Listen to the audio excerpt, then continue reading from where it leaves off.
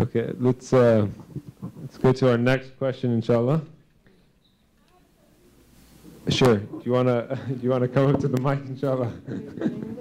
I don't think we can do or you can speak loudly if you like. Okay.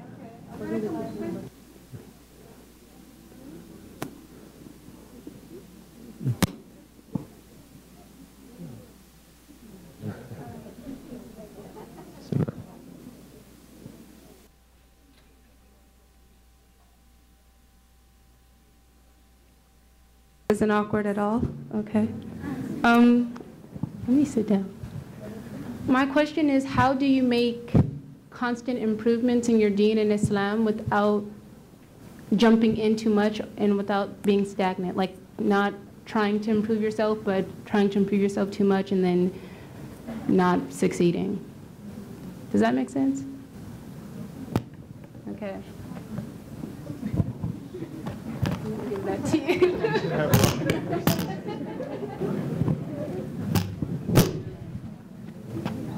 Bismillah. I think that the reason why we sometimes, I guess, we feel like we fail when we try very hard to improve ourselves, I don't think that the reason is because we're, necessarily taking on too much. But I think that the problem is how we respond to slip, to when we do fall short, or when we do. So for example, when a person first starts to practice, or when a person first reverts or converts to Islam, a lot of times they have this zeal or this extra kind of energy. It's like a spiritual high. And when you're in that state, things are a lot sort of easier for you. You jump in, you're extremely enthusiastic, you have more spiritual energy. It's kind of like being on spiritual steroids. And what then happens is, I think the problem isn't that you're trying so hard at that point and you have the energy, but the problem really comes when you lose that momentum. How do you then respond?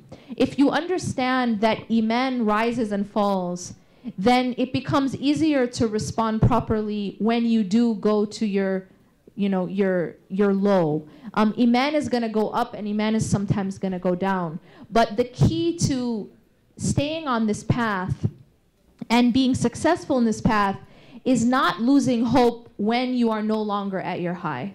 So essentially it's realizing and acknowledging and accepting that I don't have to be perfect. That at one point I was able to do these things. And again, the key to success is that as much as you can keep, at least you have to keep certain sort of parameter. And of course, those parameters are the fara'id, the things which are obligatory. So when you're trying to develop yourself, you basically make kind of non-negotiables. And one of them should be the 5 prayers. That the 5 prayers, no matter where I'm at in my life, no matter where I'm at emotionally, psychologically, that becomes something that I don't compromise. But sometimes we reach like a high and we're able to do more. Maybe I'm able to pray more Qiyam. Maybe I'm studying more. I'm able to do beyond just the obligations. So when I'm in that high, I can do more. But then I'm going to reach a point when maybe I'm not so high anymore, and maybe I'm at my low. The key is 2 things. One is that when you're at your low, you don't despair. You don't lose hope. And second, you continue to do those things which are just simple oxygen for the heart. And the salah is one of them. So you have to be very clear about those things which you never give up, and then those things which you, even when you're in your low, perhaps during that time you're not able to do it as much, but just be very clear that there's certain non-negotiables. That you are going to go up and down. You don't have to beat yourself up because you're not at that spiritual high all the time. But that even when you're in your low, you continue to do those things which keep your heart alive. And those things are really, I mean, they're not that many things. The things which God has made obligatory upon us, Allah has not asked us for much, but what He has asked us to do is for our own good. It's our own, for our own, the livelihood of our own heart. And that is the very first thing, is the salah, the 5 daily prayers. So I think that really the key to success in being consistent is stick to those things. Sometimes we're going to rise and fall in the other things, but there has to be foundation that we don't compromise. No matter where we're at, we push through. Okay?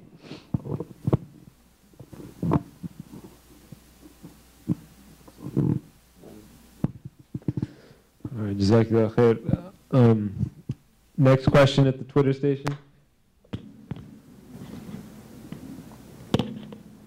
Okay, so it was mentioned that it's good to talk to God.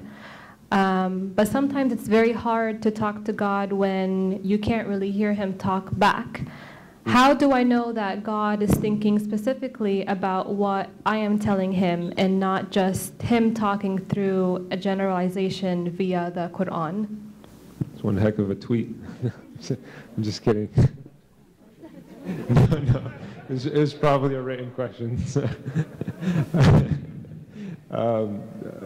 Yeah.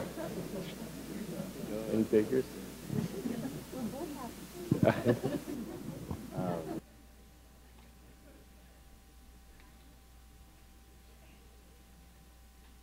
When I went for Umrah, alhamdulillah, we go for Umrah every year through our center at New York University. And it's open to everyone. If any of you ever want to join us, we go in March. Myself, Sheikh Dawood, who is here, Sheikh Dawood Yasmin, who works at Zaytuna College, and Omar Bajwa, who's a chaplain at Yale.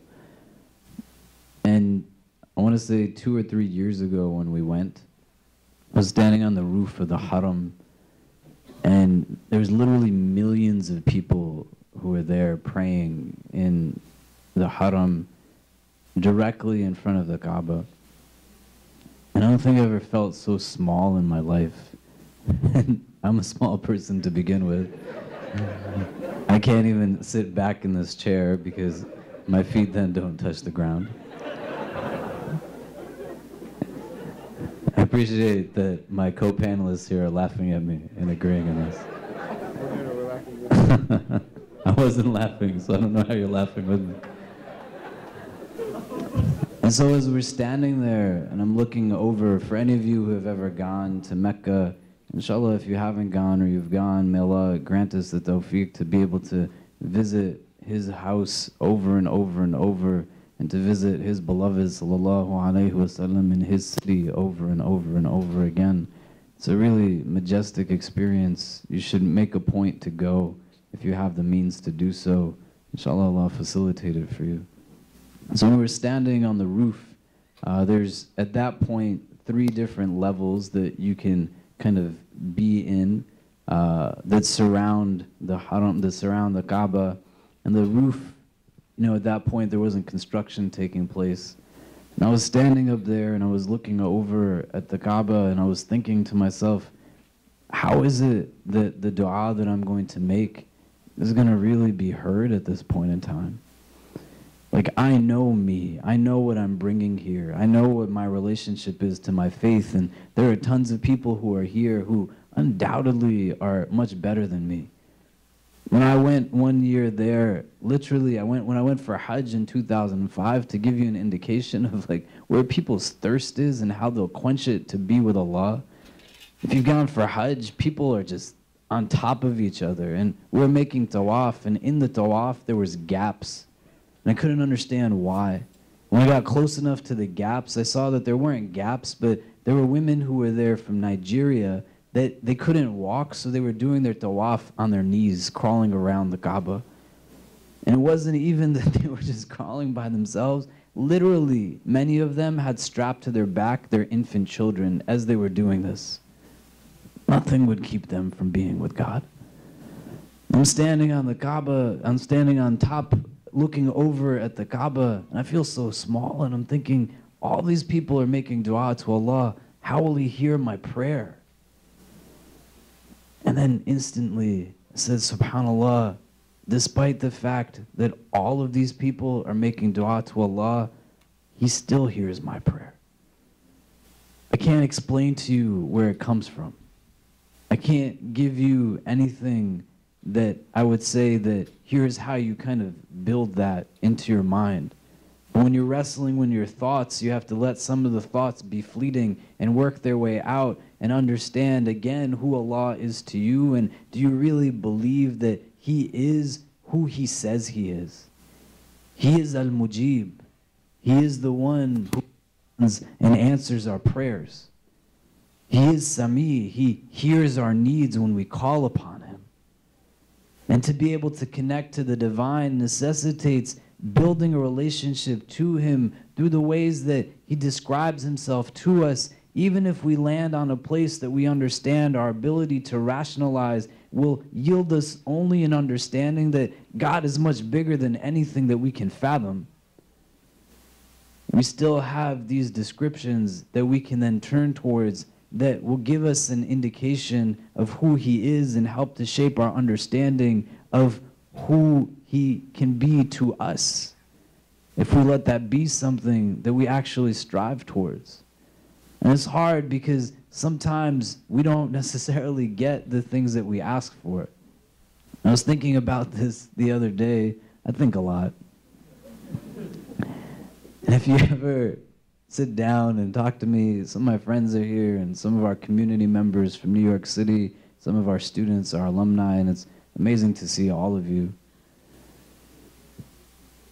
I say really weird things sometimes as my thoughts come out of my mouth and they're like, what are you talking about? And I was thinking about this, you know, why do we ask from God certain things and we don't get them? And then I thought to myself, I don't know, I'm not God. But I know that God is not a genie, that I'm making wishes and He's granting them. And it goes back to my understanding of who God is to me and what role is He really meant to play in my life, and what is the role that I'm meant to play in my life in relationship to who He is.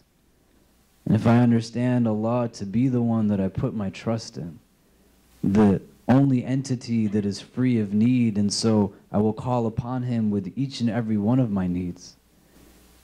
And sometimes if I don't get what I'm asking for, my default understanding of one of reliance and trust puts me in a place where I understand He knows best. And it's not me or my inclinations that know better, but I have to really be able to attest and embrace the idea that He knows best. But all I can say to you, and it's not from me, it's from Allah. He says it Himself. You call upon Him, He will respond to your call. Regardless of where you are, regardless of who you are, regardless of what you have done, you call upon your